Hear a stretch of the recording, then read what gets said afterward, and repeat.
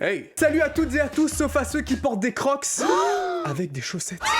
Les amis, aujourd'hui je vais vous raconter une anecdote qui marche plutôt bien quand je la raconte en général. Cette anecdote porte sur une expérience que j'ai vécue. On va parler ici d'hypnose. Je vais vous raconter la fois où je me suis fait hypnotiser, une expérience dont je me souviendrai toute ma vie. C'est parti.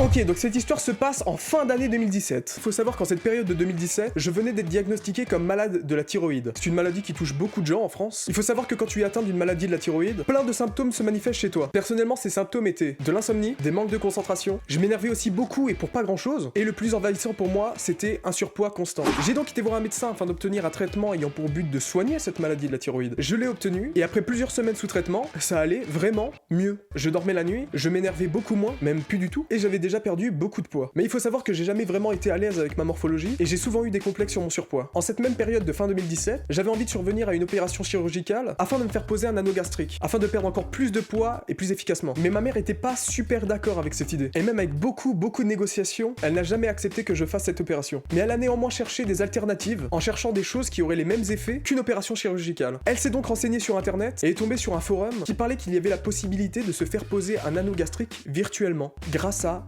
l'hypnose. Quand ma mère m'a parlé de ça, j'étais assez dubitatif car je m'arrêtais aux images de l'hypnose qu'on voyait à la télé, les émissions avec Mesmer sur TF1 et les multiples invités qui se font hypnotiser. Et quand je regardais cette émission, je me disais vraiment ah les blaireaux. Donc j'étais pas hyper chaud avec cette idée. Mais après beaucoup de réflexion, j'ai tout de même accepté car c'était vraiment un complexe qui me rongeait la vie et que de toute façon c'est juste essayer, soit ça marche pas. Donc j'ai pris rendez-vous avec une hypnotiseuse qui pratiquait pas loin de chez moi. On lui explique au téléphone ce que je veux régler chez moi. Donc on se donne une date et le jour J du rendez-vous, j'étais pas rassuré, j'étais pas tranquille car je suis très timide. Je suis pas du genre à dire ce que je pense et à me révéler devant les gens. Bon. Et donc le rendez-vous commence, elle m'accueille pour commencer dans son bureau où elle va me poser multiples questions afin d'en apprendre un peu plus sur moi. Elle me demande évidemment mon prénom, mon âge, ce que j'aime faire, si j'ai des amis, une copine. Bon évidemment cette partie question s'est terminée assez vite.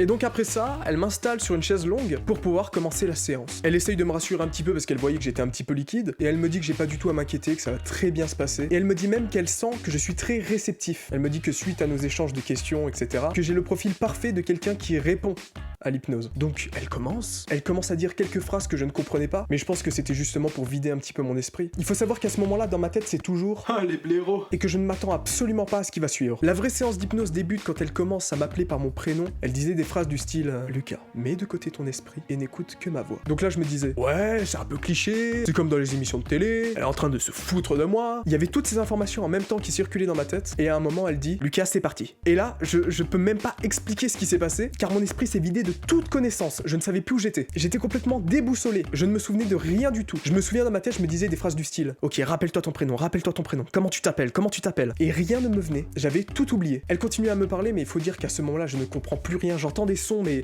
j'arrivais pas à les interpréter. Et à un moment, ma conscience revient, et elle revient au moment où elle me dit ok Lucas, je vais faire un décompte de 10 jusqu'à 0, et à 0, tu auras complètement lâché prise. Quand elle a dit cette phrase, j'étais encore en mode ouais, elle se fout de moi. Elle commence à compter, et elle dit 10. Lucas, tu es toujours avec moi. Donc en effet, j'entendais encore ce qu'elle me disait. J'étais complètement conscient de ce qui se passait. Je recommençais à comprendre ce qu'on me disait, et je me souvenais de mon prénom cette fois. 9. Lucas, je te sens déjà un petit peu moins avec moi. Et je sais pas si c'est psychologique, mais je me sentais tout flagada, très fatigué, comme quand tu es sur le point de t'endormir. J'étais toujours très conscient à essayer de lutter. Elle a continué avec le 8 en disant Lucas, arrête de résister. Et là encore, je sais pas si c'est le fait d'entendre un ordre, mais je m'arrête tout de suite de lutter et je tombe petit à petit dans un sommeil léger. Comme je commençais à m'endormir, je sais plus trop ce qui se passait entre 7 et 5, mais c'est là que ça devient incroyable. À 5, elle dit Lucas, tu es complètement guidé par ma voix. Je suis le chef d'orchestre et c'est toi qui joues. Là, je commençais à prendre le truc un petit peu au sérieux, parce que j'étais vraiment en train de flotter dans du coton, je comprenais plus ce qui se passait. À 4, elle me dit, Lucas, détends-toi encore plus que tu ne l'es déjà. Et donc à ce moment-là, je me souviens que je respirais un peu plus fort, je faisais des...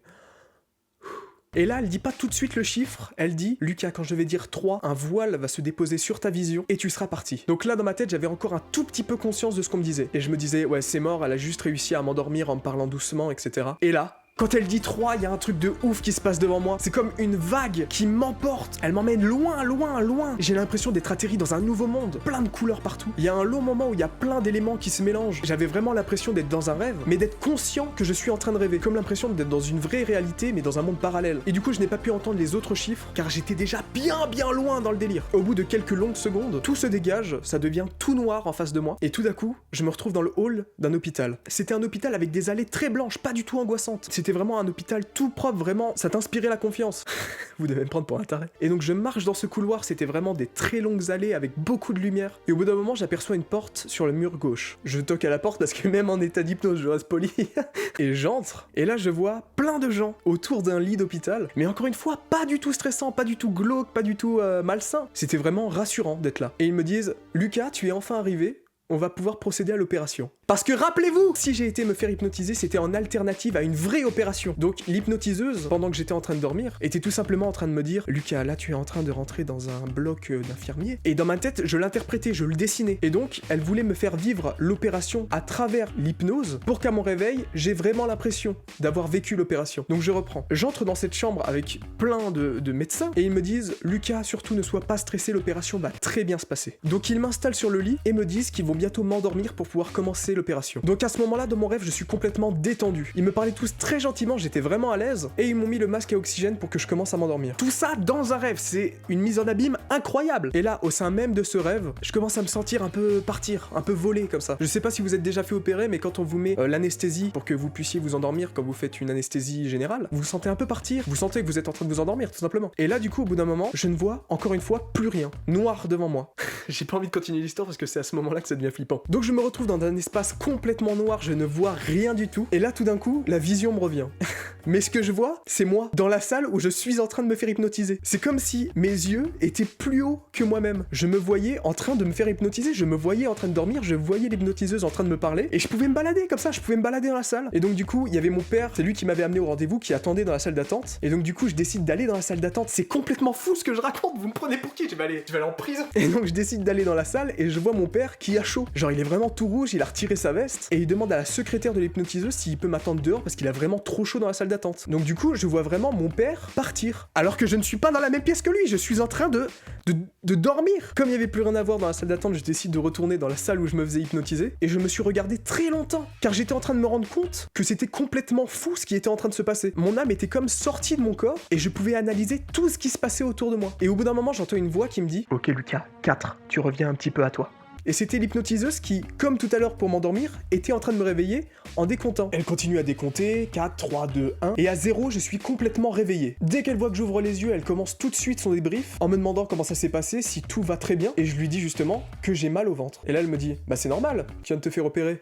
Et là, dans ma tête, j'étais en train de me dire, c'est incroyable ce qui vient de se passer. Son hypnose a vraiment marché. J'ai vraiment l'impression d'avoir été opéré. Comme si j'avais fait l'opération dans un monde parallèle et qu'on m'avait ramené ici. Elle me dit que elle, de son côté, ça s'est très bien passé, qu'il n'y a pas eu de problème, car un patient sous hypnose peut se réveiller d'un coup comme ça et être très énervé. Et elle me dit qu'il n'y a eu aucun souci, que j'ai été endormi du début à la fin. Elle me demande si j'ai pas froid, si je n'ai pas envie de vomir, et je lui réponds juste que j'ai un petit mal de crâne. Et elle me dit que c'est tout à fait normal et que ça ira mieux dans quelques minutes. Une fois le débrief fini, elle me dit que j'ai été un des patients les plus réceptifs à son hypnose. Et quand on sait tout ce que j'ai vu quelques minutes avant, et je pouvais me balader comme ça, je pouvais me balader dans la salle, on peut comprendre. Du coup, le rendez-vous se termine, elle me dit que s'il y a un seul problème, que je l'appelle tout de suite, et que surtout j'ai pas à m'inquiéter, je suis bien réveillé. Donc je lui dis au revoir, je retrouve mon père dans la voiture, mon père me pose plein de questions, alors ça a marché, alors c'était cool, alors qu'est-ce que t'as vu? Et là, je viens de dire que j'ai retrouvé mon père dans la voiture, alors qu'il m'avait laissé dans la salle d'attente. Alors je lui dis, papa, t'es sorti parce que t'avais trop chaud? Et il me dit, oh oui, pourquoi elles te l'ont dit? Et là, c'était le mindfuck le plus improbable d'une vie, car j'ai vu la scène, j'ai entendu ce qu'il a dit. Je lui dis, mais est-ce que t'as dit ça?